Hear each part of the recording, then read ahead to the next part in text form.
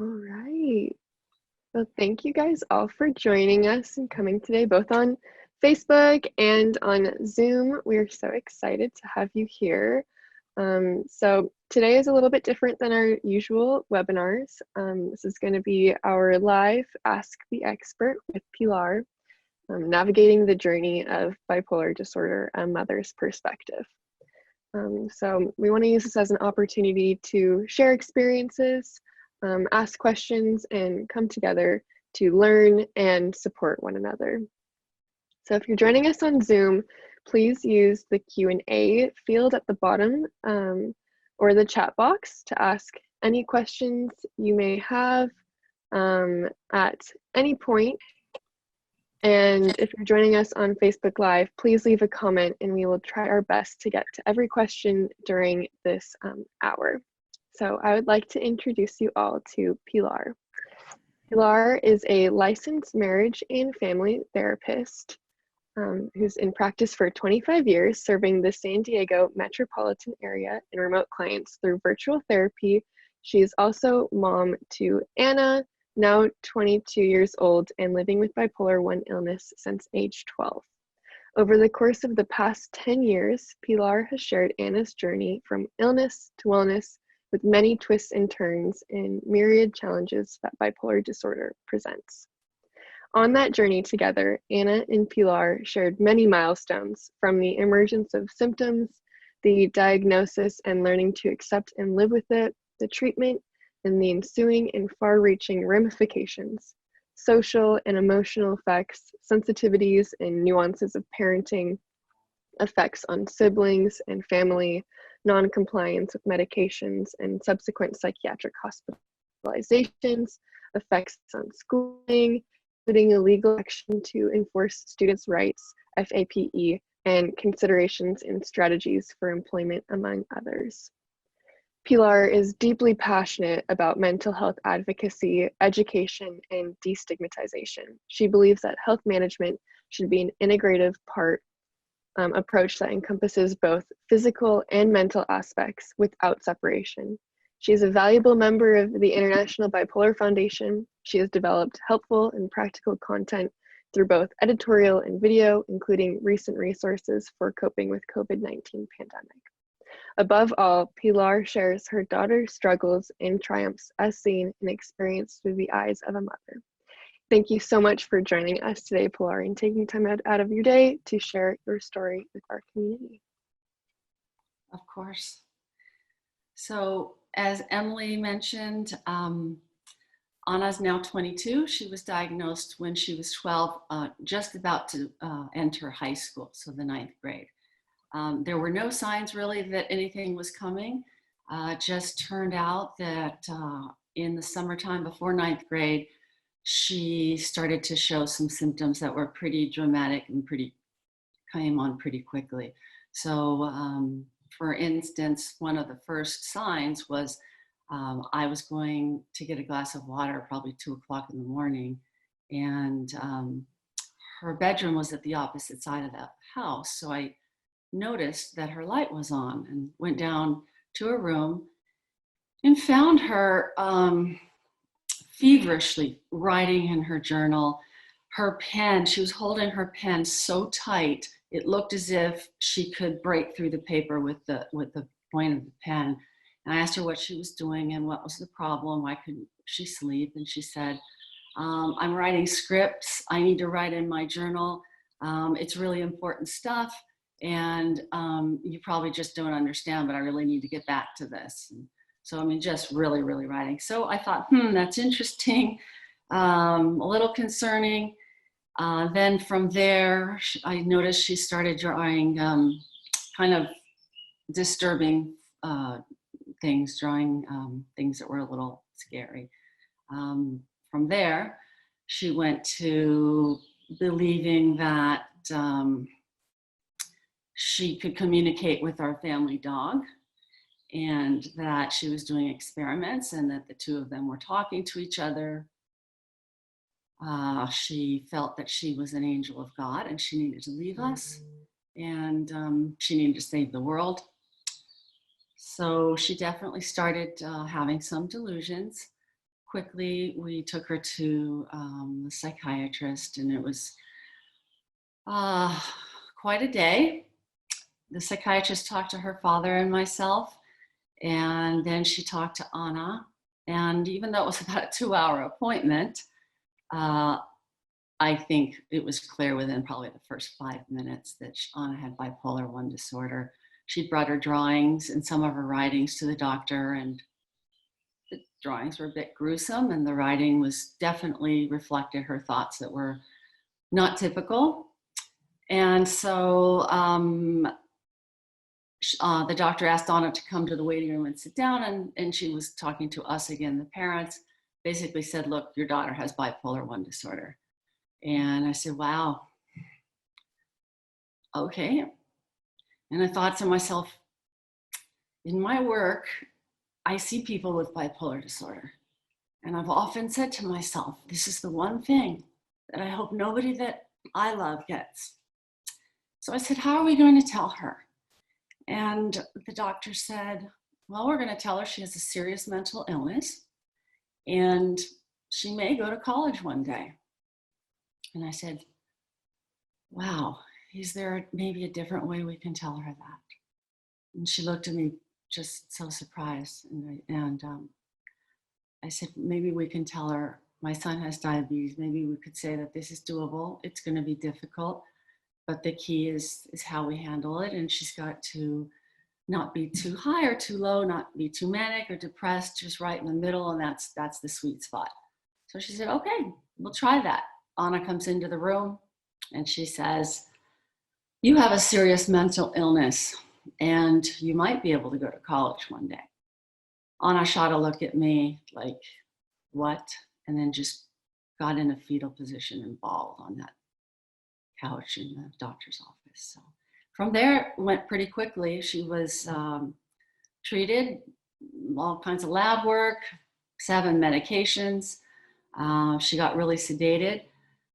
But she started school that very next day in high school with everybody else, her age mates that were, typically going through high school. And she had quite a struggle there, very determined. The doctor had mentioned that really she should be going to a special school. Anna said, nope, that's not for me. Nobody can force me not to go to the school I want to go to with the friends that I have, my neighborhood school. And I said, absolutely, Anna, nobody can. Your doctor can't, I can't, it's up to you. The first day that maybe you decide that it's not for you, we'll be looking at other schools immediately. So to her credit, she struggled through an incredibly hard 4 years of high school.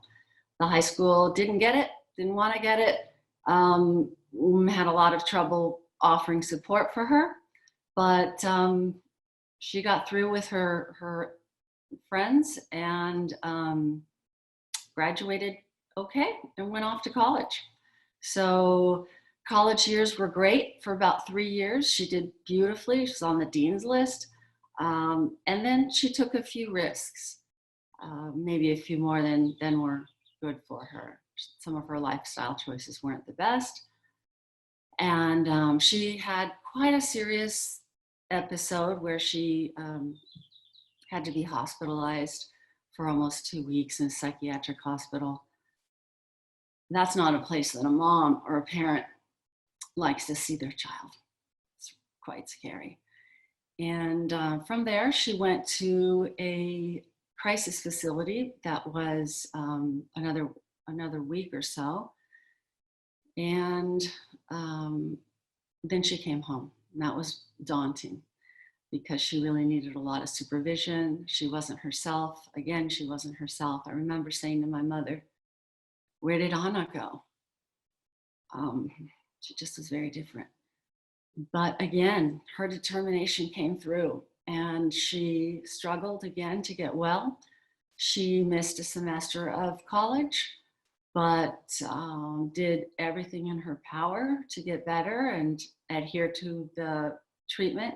And of course, many more medications. Again, she had gone down to not about 2 medications from the 7, back on 7 medications. And she got better and went back to school, and she's graduating tomorrow virtually from college. So quite an accomplishment. She's doing well. She's dated, had boyfriends, has a job right now. And so she knows she needs to stay on this. It's a lifelong illness, but she's doing all that she can. For parents, I would probably say this is obviously incredibly difficult to see your child with any illness, but especially something like this that can be so tricky to manage. And I just say it takes patience, hope, a lot of effort, and knowing that you're doing the best that you can. It's not forever. It will get better.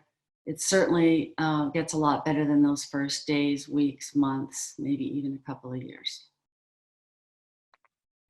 So I'd love to answer any questions that are relative to your situation, because that's my hope, is to really give you some tips maybe from my lived experience with Anna and from Anna's experience. Thank you for being so open and honest and sharing kind of, you're just brief, because I know that it was a long journey, but briefly sharing just how that works. So yeah, we've got already lots of questions from so many people, and we'll just start with first one. So this individual is asking, does your daughter know how to spot a trigger for her manic episodes? And can you, as her family, spot them for her? Wow, that's a fantastic question. That took a little while because the judgment is a little off. And when she's getting sick, she doesn't know that she is. So she can now. She can tell that she's starting, for her, she starts to get depressed. She loses a lot of confidence, a lot of energy. Everything looks kind of gloomy to her. She lays around in bed. She may also start saying things that don't necessarily match reality. And so what we've found is, in a very loving and supportive way, her brothers especially and I just try and talk to her and say, Anna, it looks like you're having a little trouble. You're a little bit more sad, and you're kind of isolating. How can we help? Maybe you want to talk to your doctor. It might be a really good time to call your doctor. And when you, as a family, kind of bring this up with her, it kind of goes in with, maintaining medication and treatment, and just the communication of being able to speak with, your daughter, or as a caregiver with their son or family member or loved one who might not be so receptive to that help. You wrote a fantastic article for us about how to communicate with your loved one. What has been your experience with her being receptive to your help, and what advice do you have for other caregivers who might be struggling with being able to communicate their need and want to help their loved one? Sure. Well, that's a bit tricky as well. I guess a lot of this is a little tricky, but definitely not impossible to manage. So I think in helping somebody to accept the diagnosis, it's a process that takes several steps. So initially, it's just, again, saying, look, pointing out ways that they may not be themselves. You are, again, maybe staying in your room a lot, you're sleeping a lot more than average. It's not the typical. If they're having some depressive thoughts, you say, look, this is something you've been thinking about. That's not what you normally think about. Any behaviors, if they're saying things that don't quite make sense, that's the tricky one, because they make sense to them. But I would say just approach them in a very compassionate way and say, I'm concerned and I'm here. And I just want you to know that I'm seeing differences in you, and it's my job to point them out and to be here for you. And I hope that you'll accept that help in these comments from me. That's great. And what was your daughter's experience with, how did she come to accept her diagnosis? What did that process look like? Sure. Well, so as I mentioned, she was going into the ninth grade. So she was starting high school, and she had lots of friends, her group of friends that she had had for many years. She told a friend that was one of her best friends from second grade. And unfortunately, that really scared her friend. And so she kind of lost that friendship. From that, she realized that she should keep this a secret. And unfortunately, she said, I don't want anybody to know. And I said, hey, this is your life. So if you don't want anybody to know, so be it. So she went through high school really trying to keep it a secret. Um, School was difficult because she was sedated, so sedated from the medication that it was hard to even stay awake. And then she said that she was just trying to keep it together at school and look like everybody else so nobody could tell. That took a lot of her energy. And I would say she didn't mention it or talk about it until an International Bipolar Foundation event was the critical pivot point for her.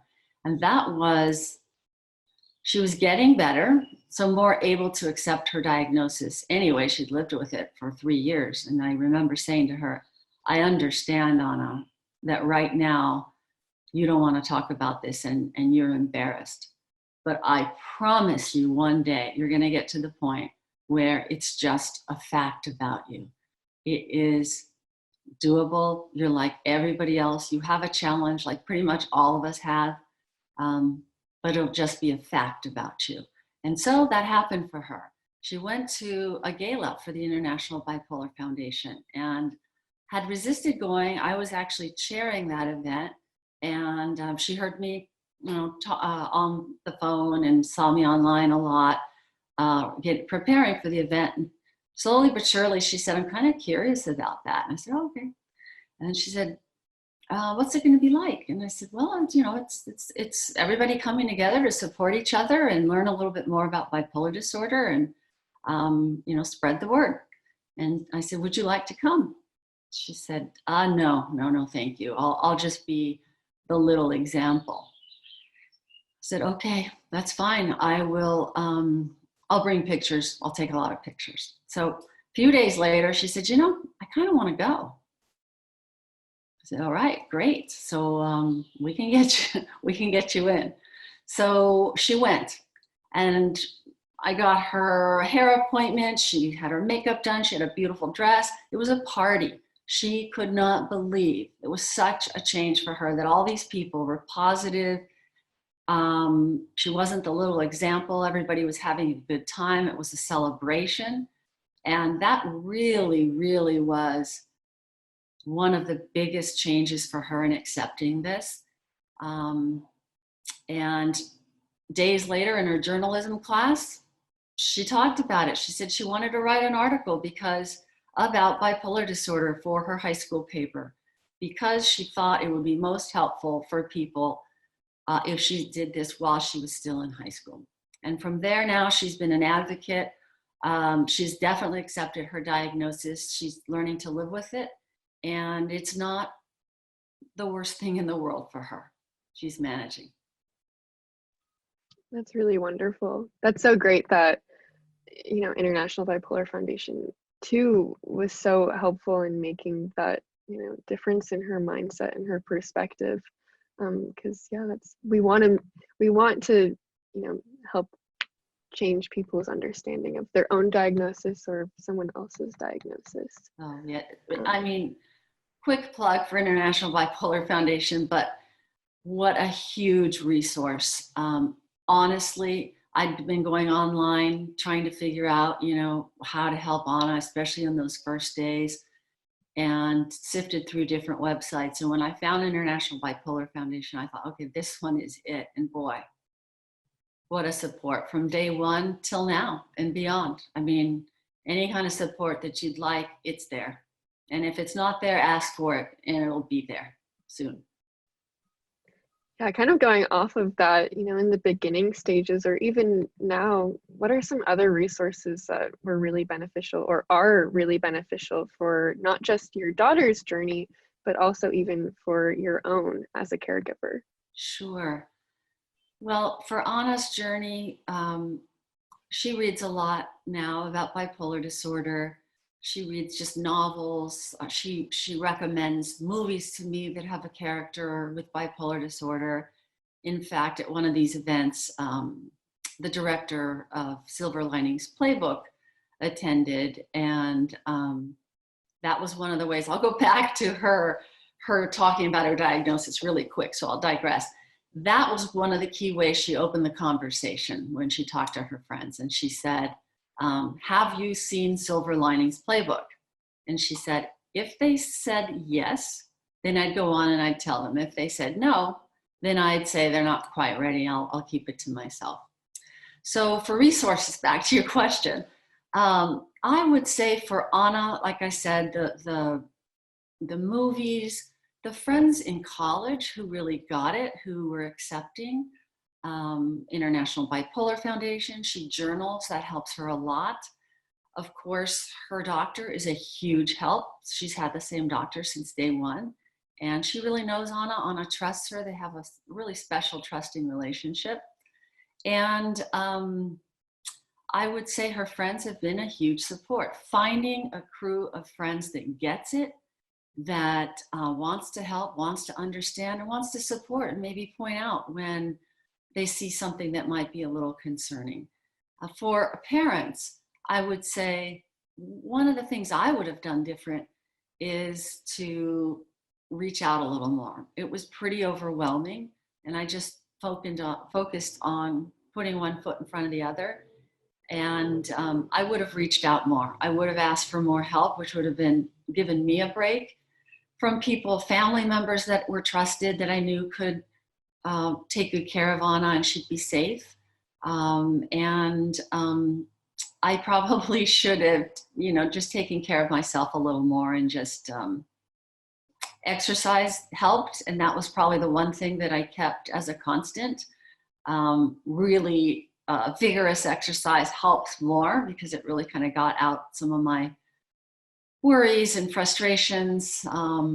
So for parents, talking to other parents, support groups are really important and helpful. I did attend a support group, and at first I thought, oh boy, we don't belong to this group, because everybody else has their children who really have it hard, and I feel for them, but this is not Anna. Slowly but surely I realized, yes, Anna belonged in this group, and it was a group that there was a lot of support for, a lot of information, and there's a lot of ongoing help and research. It's wonderful. Yeah, support groups are such an incredible, tool and resource. And it's great that even with everything that's going on now too, they are still available online. So if you ever feel like you need help, we can help you find the support groups that you need. So kind of going back on the Silver Lining Playbook, that interaction that she had with them, and just also going with accepting your diagnosis and talking to your friends and family about it. This individual, they have a 27-year-old son with bipolar who is diagnosed around 13. And they're wondering what your advice would be for him about talking to future employees about his illness, and without that being something that's held against him, or even with dating. How far into a relationship do you reveal your illness? I know that's all very personal, and it's different for different people, but just how do you kind of go about that process of being honest and open with not just your close-knit family? Again, all these things can be a challenge, but kind of thinking about them ahead of time and getting your head around how you're going to say it is really important. The first step really is, where are you in terms of accepting the diagnosis yourself? If you're still a little feeling like it's something that you're ashamed of or embarrassed about, it might not be the right time to start sharing it. When you get to the point where you realize it's a health condition like any other health condition, and that people will understand, they will understand much easier by your cues. So when you're ready to say it, and it's not anything to be ashamed of, you just say it like it's a fact. maybe, hey, you know, whatever in the conversation, if you've gotten to know them a little bit and you can say, oh, you know, I have bipolar disorder and it's, you know, I'm taking care of it and it affects me every so often, but, you know, I'm doing great. Or for work, I would say for my own daughter, she didn't have the best first experience with a job. Unfortunately, she did quite well at it and they loved her, but it coincided with her episode about a year and a half ago, her serious hospitalization. And so they caught wind of that. And really, I don't blame them, but they let her go. They didn't cite that as the reason, but they were concerned about her and the environment that she was in. That, you know, again, they didn't know anything about bipolar disorder. They didn't know she wasn't a threat, and that she wouldn't come back until she was well enough to do her job. So what she learned, even though that was a very heavy blow for her, was make sure that even though you understand that this isn't the end of the world and that you can function just fine, make sure you develop a relationship with maybe a future employer and, you know, wait to say it. If maybe you're having a little bit of a rough day, you can just say, I'm having a little bit of a rough day. You don't have to mention because I have bipolar disorder. Once you start to have a relationship with somebody, whether it's an employer or a friend, and you have enough rapport with them and you feel comfortable in your delivery, I think it'll go just fine. So for instance, right now, Anna's in a job and she's had a little trouble because although she's recovered, she's not fully recovered. So she's still a bit slow. She's still a bit sedated because of her medication. So things don't come as quickly to her. And it's been noticed at work. Her manager took her aside and said, you know, what's going on? Should I put you on a slower shift? Because it seems like you're just not getting it very quickly. And Anna said, oh no, I'm doing fine. I just sometimes, you know, I'm not rested. So she took a break from work, was given a break during this COVID situation. And then she was brought back and she said, what do you think I should do? So we sat and we talked and we came up with that she should talk to her manager, who really likes her and knows that, you know, she's one of the most upbeat, smiliest, friendly people there that interacts with customers. And so she said, you know, I know we talked about this before, and I just wanted you to know that I take some medication that slows me down a little bit, but I'm getting better, and it's not going to be like this always. And I think that might help in personal relationships as well. I know that the caller or the person who asked the question was talking about personal relationships. Again, I think you want to develop some rapport.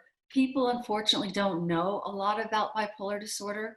And so it scares them. It can, you know, it's off-putting if you don't know. Education is key. So once they know you, you have a relationship and you can start to educate them about what it really is. That's incredibly helpful. And again, remember your delivery is a huge part of it. So kind of going off of that too, you know, being open and honest when you're an adult with your own experience. What was your experience on her earlier kind of stages of diagnosis within her school? And what were those challenges? What did that look like? And, you know, what can be done or what did you do to manage her, you know, her feelings and her condition with teachers and other students? Well, she went from doing really well in school to, like she said, her grades dropping like rocks.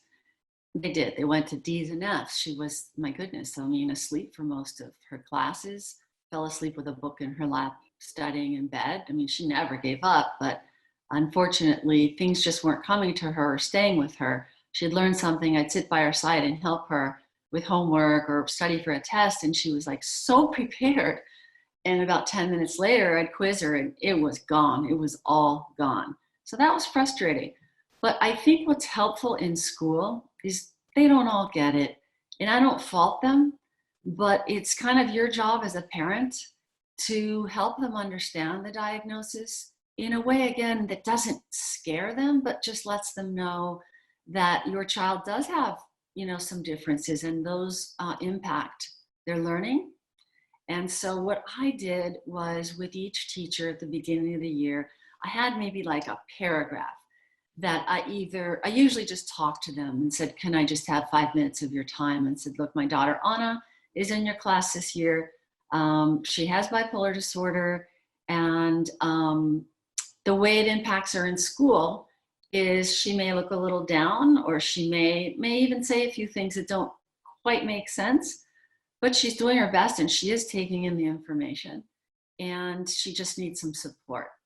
Also important to let teachers know that bipolar disorder, it comes in waves, and the symptoms come in waves. And so the student's performance will be uneven.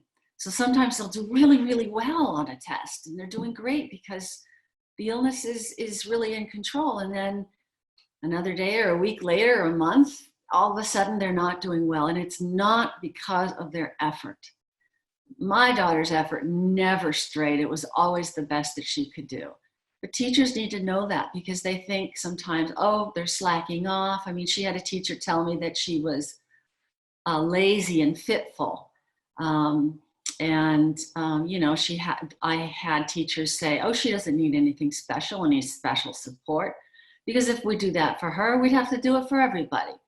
I don't want to give her, I remember a teacher saying, I don't want to give her an advantage. And I said, actually, she's at quite a disadvantage. So I would say maybe we could level the playing field, and I'm not expecting you to expect her to do any less or learn any less or show you any less what she knows. She just needs to do this differently. And so very big struggle with her school. Was a public school. They didn't understand it. It seemed, unfortunately, that they didn't want to understand it because they weren't sure they wanted to supply resources or support. And so that became kind of a struggle. And, but they did offer the support that she needed in her third year, in her junior year. And that made a big difference. And she graduated with her friends and went off to college. But school's tricky. And getting them to understand and be on your side is tricky. I think, if in retrospect, if I'd been a little bit more assertive with them from the beginning, I would have been able to get more results for Anna. So I would have advocated a little more strongly. I thought if I was collaborating with them and very sweet and patient, that would help. It really just stalled the process. So I think in a respectful and in a kind way, you can still get your point across firmly and get results for your child. Yeah, that's really great recommendations for people, because I know that school systems can be really challenging, especially in regards to accommodating to individuals who are not, the norm, I guess, if you say. So this is kind of an interesting question, but as a therapist yourself, how do you navigate your relationship with your daughter's mental health? And how has your family set up healthy boundaries that separate your parental and therapist roles?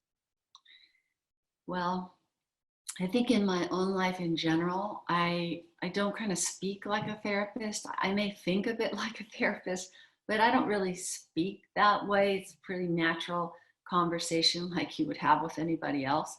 And so with Anna, I'm her mother, so I really speak from a mother's perspective. I do notice things, just because of my work and my background, of course. But I come at those things with the voice of a mother and somebody who wants to stand shoulder to shoulder with her. Her brothers are a huge support. Because of that episode she had recently, about a year and a half ago, we all learned a good lesson about really watching for those early signs and bringing them up to her and finding the support for her, having her talk with her doctor. Even, always leave a message for your child's doctor as well. and let them know of your concerns. So I would say, as a therapist, there's probably a little more overlap than I can tell, but certainly my goal is not to come across as an expert in any way, but just somebody with some background information that cares and wants to support. And those family members that get it, that you can take the time to explain this to and how they can help, they want to. And they can feel helpless. And no one wants to feel helpless when they're confronted with a loved one who really is in a one-down position. It's heartbreaking.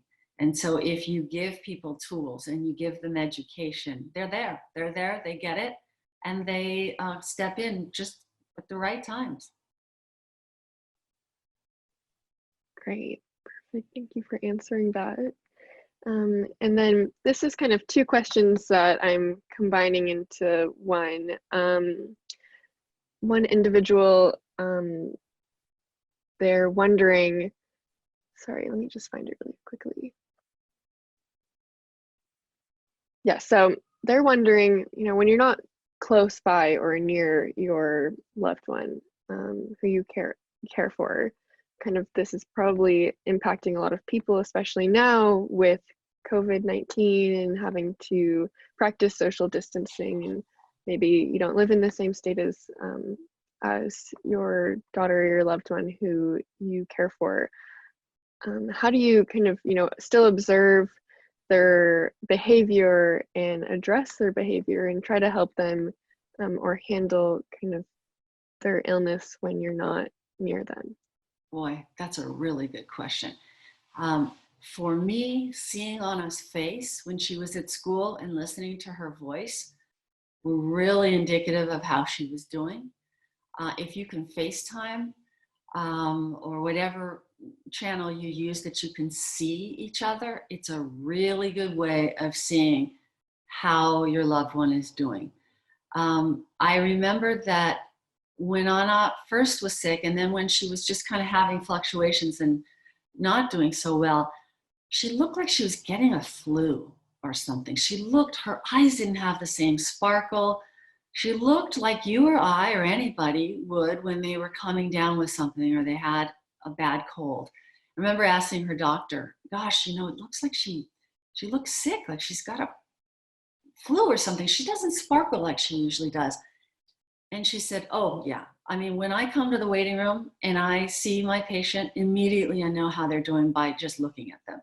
So I would say, keep having contact where you can see them and you can hear them. And that's how you can assess how they're doing. Ask them questions, ask them, how are you sleeping? How are you eating? Find out kind of what their thought processes are. That gives you a good idea of them, and especially because you have a reference point of what you normally observe in them and how they normally are, and how this may be the same or a departure. And you can mention that.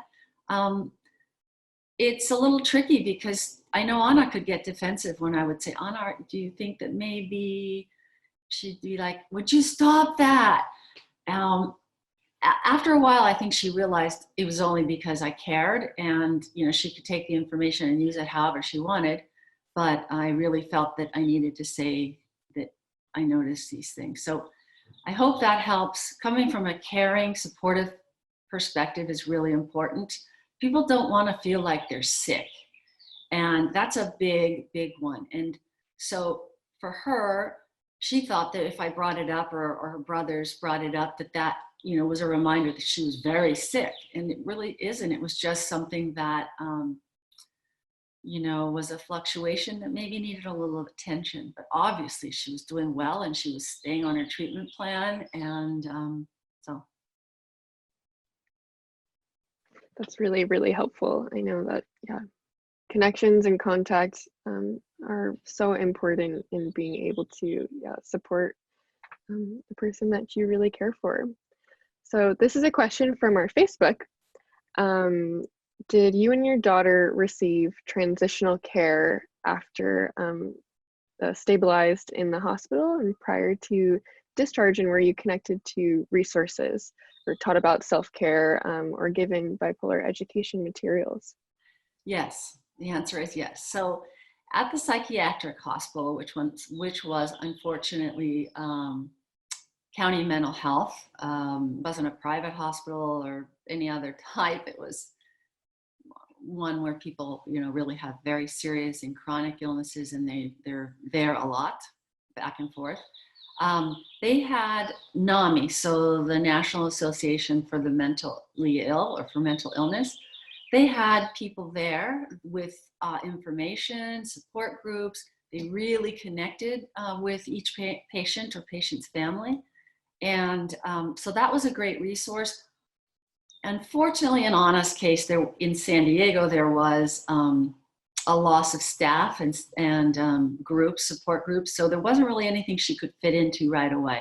But the one thing that was hugely helpful was that she first was hospitalized, then she went to this transitional crisis house. And from there, she came home, which again, like I said, was daunting, but she was in a day treatment program. So that was initially 5 days a week for most of the day, and then it went to 3 days a week, and then she graduated. And that was hugely helpful because they were using a lot of techniques like cognitive behavioral therapy. It was support because there were other people that had similar diagnoses that came together with a facilitator. She learned some coping strategies. She got a workbook, which I would highly recommend, which is called Mind Over Mood. And that one I'd just say, look at it online on Amazon, take a look at the preview, see if you like it. If you can buy it, buy it. Even if a few pages are helpful to you, I'd say get it. Perfect, thank you. And then, so this question is, what is the number one thing a family member can do for him or herself, as well as for his or her loved one who deals with a mood disorder? Okay, so a family member, what he or she could do for him or herself. Did you say to take care of him or herself? Just in general, I mean, yeah, to take care. In general? Your, Okay, yeah. I would say reach out. Go online, lots of resources. International Bipolar Foundation, again, I mean, I tell you, has been such a lifeline.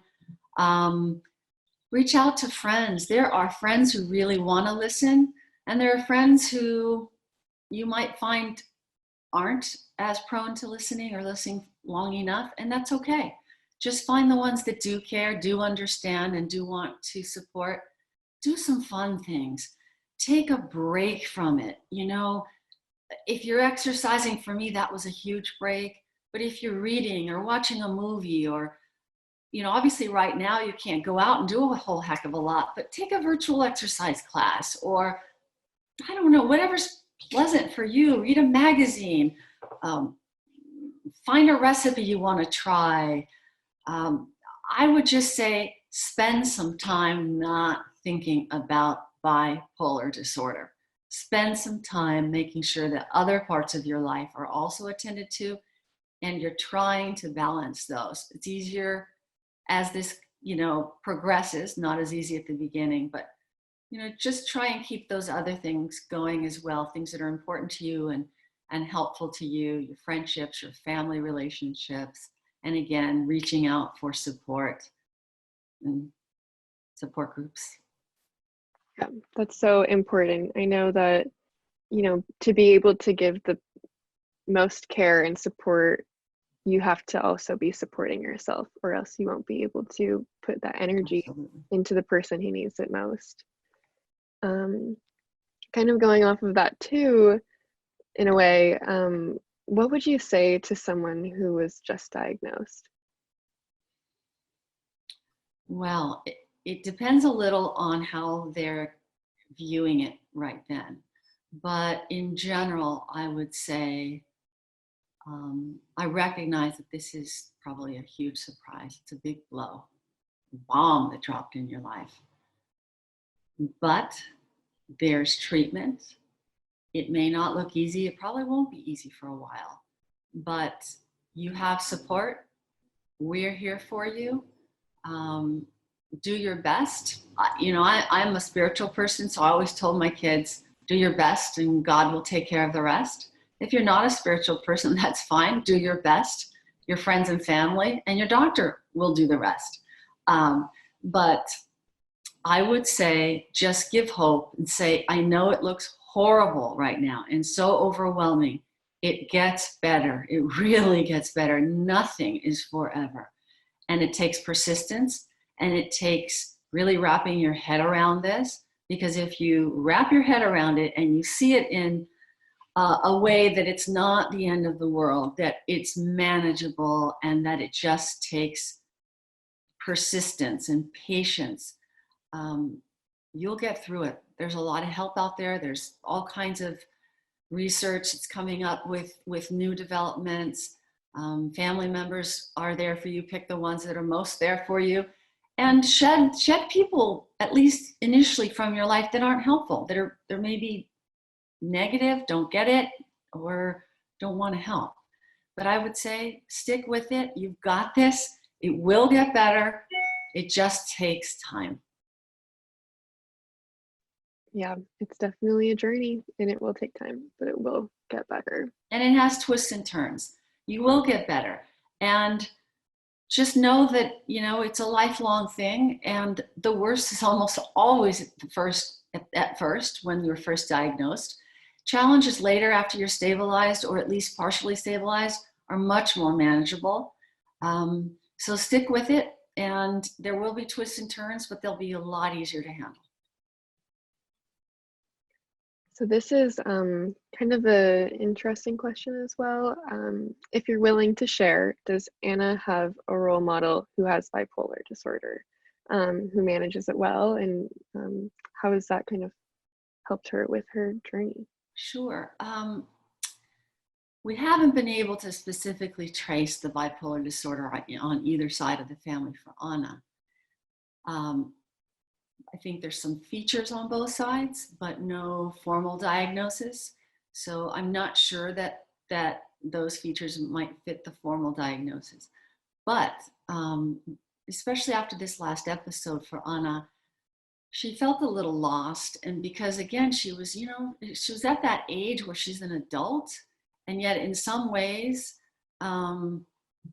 she lost a lot of her growing up years, in high school, because she was just focusing on getting well. And so a lot of the social and emotional growth didn't happen.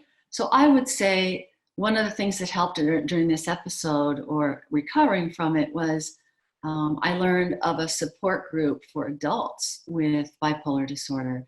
And I mentioned it to her and she said, no, thank you. I don't need that. And I said, well, you might want to try it out. Maybe just go one time. I mean, what can you lose?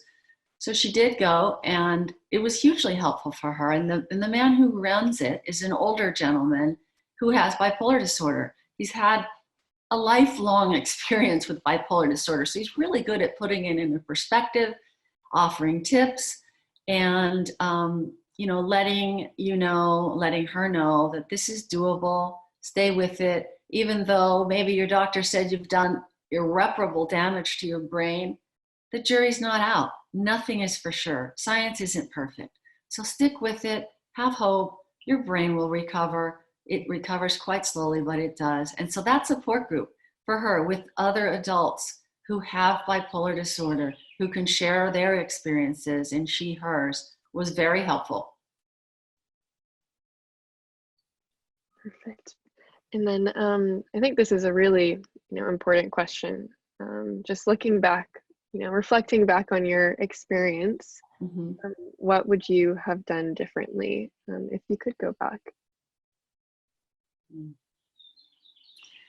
Well, I felt pretty overwhelmed with it. And I kid you not, I was at her school for 3 years, probably at least 3 or 4 times a week, and talking to her doctor and lab work and medications and all these things, and kind of trying to help her through school and get support there. I would have asked for some help for her, again, quicker at school, and been a little bit more assertive, because there's a lot of resources there, but you need to really ask for them and you need to really learn what they are. So I'd say go online and find out what people and students with disabilities, what their rights are, and then pretty much demand those from the school. Especially if it's a public school, they are bound by those. So I would do that. And I'm sorry, I'm forgetting the other part of your question. I might have just gotten off track. Oh, what would I have done different? Sorry. Yes. Okay. So at her school, I would have stepped up in a different way sooner. I think I waited a little too long. And another thing I would have done is reach out for more help. I come from a family of 9 children, and I have several of my siblings here in San Diego. Some of them have been a huge support. All of them have, but some, have more available time or resources, and so they were helpful. But I asked a little too late, especially in this last episode. The ones that know her well, I could have had her with, because I knew that they would take good care of her and supervise her. She was definitely, a bit of a danger to herself. So she needed 24-hour supervision. And I was working. So it was really a tough thing to manage. So I would have asked for more help. I know there's something called respite care out there. I didn't research it, but that may be something that applies with bipolar disorder as well. So look for resources, look within your friend group, within the school, try and find people who are sharing these experiences, and again, reach out to family and friends. That's wonderful advice. Thank you for sharing that. Another kind of just reflecting back on, your experience with your daughter, what was the initial time that you kind of had that aha moment? I know you mentioned when she came to the IBPF gala party, but yeah, what was that moment where you just thought to yourself, my daughter is gonna be okay? And I mean, how did that make you feel? Goodness. Well, for me, before that, she had done, she was doing really very poorly. And so progress was incredibly slow. Really for 3 years until she was well stabilized. And so well before that, I saw some signs that she was getting better.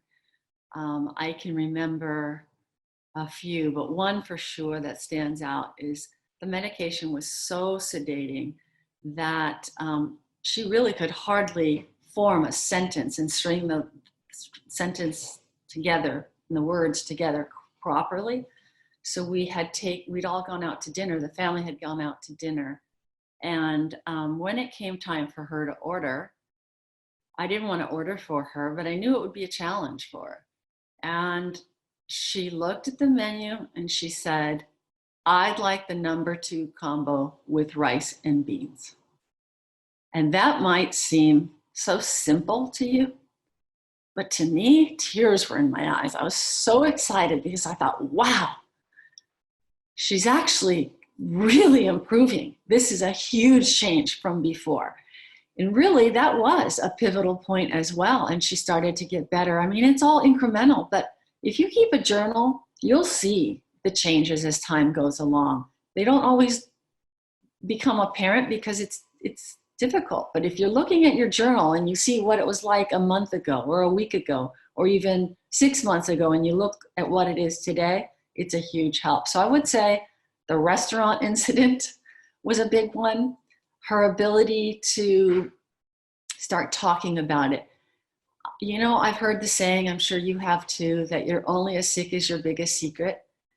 I think when she decided it wasn't a secret and it was nothing to be ashamed of, that was a huge part of her road to wellness.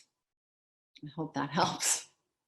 Yeah, no, that's really helpful. And yeah, it's wonderful how some things that, seem so, small, maybe just something that's normal can be so powerful, because that just means that, yeah, your daughter was on her journey to becoming well. And so I think that we're going to have to wrap things up now. We're getting close to our time. So do you have any final, words of advice or encouragement for our community out there? Well, I would just say, I'm not going to lie, this is difficult. It is challenging. There's all kinds of challenges in life. This one's one of them. And it is definitely doable. It does get better. It does take vigilance and it does take persistence and constant effort. But I promise you, it gets better. And just keep your eye on the ball and get support for yourself as well as your loved one. And once you embrace this, it makes a big difference. And so good luck to all of you wherever you are in this journey. And my thoughts and prayers go out to you. Thank you. Thank you for taking the time to share your story and for just providing some advice and input to people who I know really want it and need it. We all greatly appreciate it.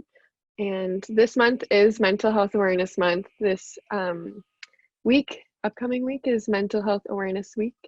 And so, take the time this week to educate yourself, to be open, honest, and just learn and break stigmas, fight stigmas, and just support the people around you who you love.